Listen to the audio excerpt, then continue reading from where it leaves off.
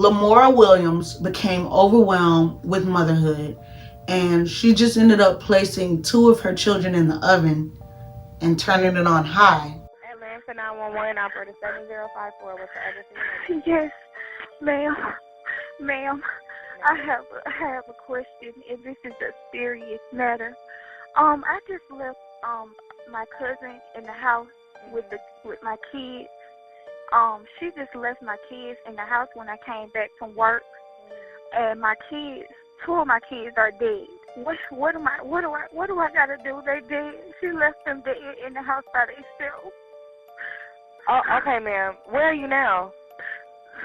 I'm in my house. She left my door open. My baby boy, my oldest baby boy, is the only one that's here, only one that's alive. She left them in the house by themselves. She left them in here, and they knocked the stove on. Can you listen?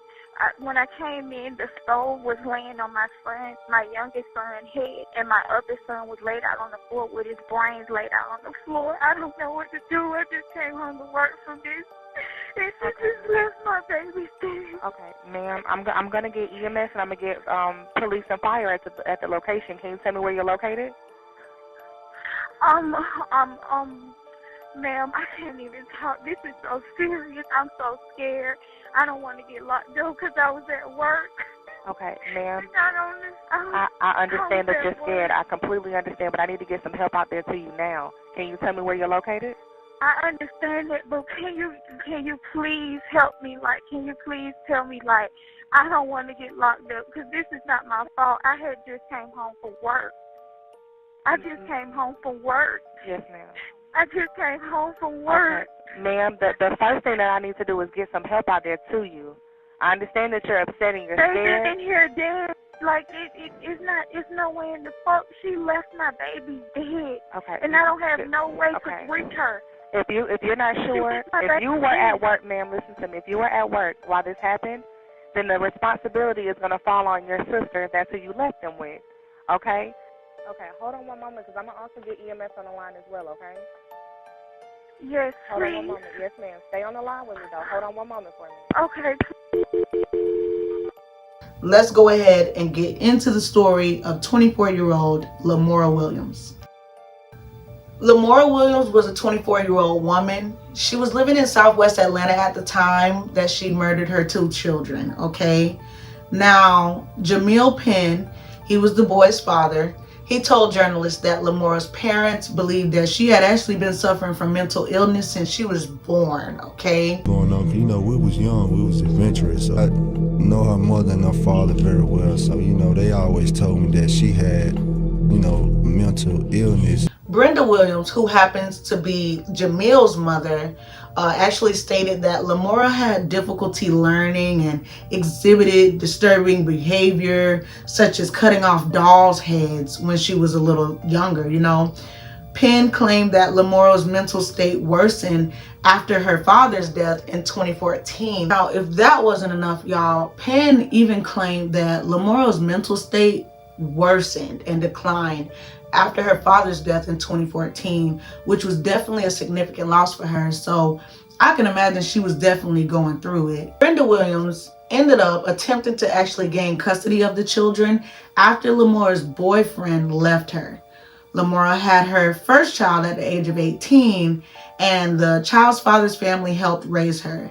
Later, she began dating Jamil Penn and had 3 children with him. Jamil ended the relationship in 2017, but continued to provide financial support for her and, you know, like help raising the children because they were his kids. Now, Brenda, you know, she wasn't for the old okie doke. She saw tragedy coming after the breakup. She said Lamora was unstable and was likely to harm the children and herself. A relative of Williams claimed that Lamora had postpartum depression. Now again, Brenda did try to get custody of those kids, or at least like alert authorities to remove them from Lamora's home, because again, she just felt that it was something wrong going to happen to those children if they were left in Lamora's care. And it turns out she was pretty right. She ended up contacting the Division of Family and Children's Services, expressing worries, you know, filing complaints, because she wanted to let them know about Lamora's mental health And she even alleged that she was neglecting to feed the children.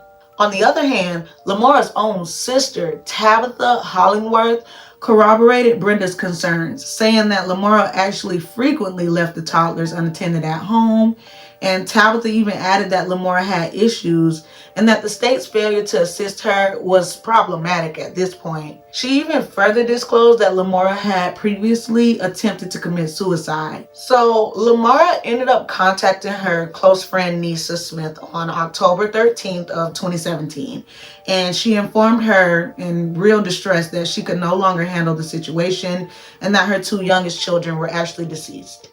Nisa, she's frantic. She's urging Lamora to call the police, call 911, but instead, Lamora called Jamil before dialing 911, y'all. Now, during her conversation that you guys heard earlier with the emergency operator, again, Williams repeatedly expressed her fear of being jailed for her children's death while she was at work, though.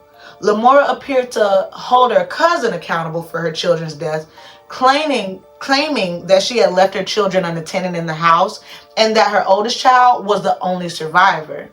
Now, after finally providing her location, Lamora stated that she discovered her deceased babies inside of the oven, y'all. And then she accused her sister, who she previously identified as her cousin, of being responsible for their deaths. She said, "My sister was taking care of my kids and left them dead in the house." Y'all, I don't even know how to unpack that. The local community in Atlanta ended up holding a candlelight vigil to honor, the two boys after news broke about their murders. The community came together to support Jamil Penn and his remaining child.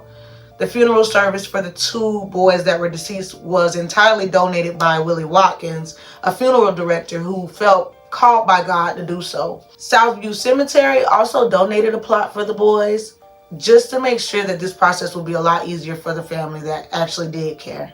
According to Watkins, the cost of a eulogy by Dr. Martin Luther King's great-nephew and a plot at the oldest black cemetery would have been significant.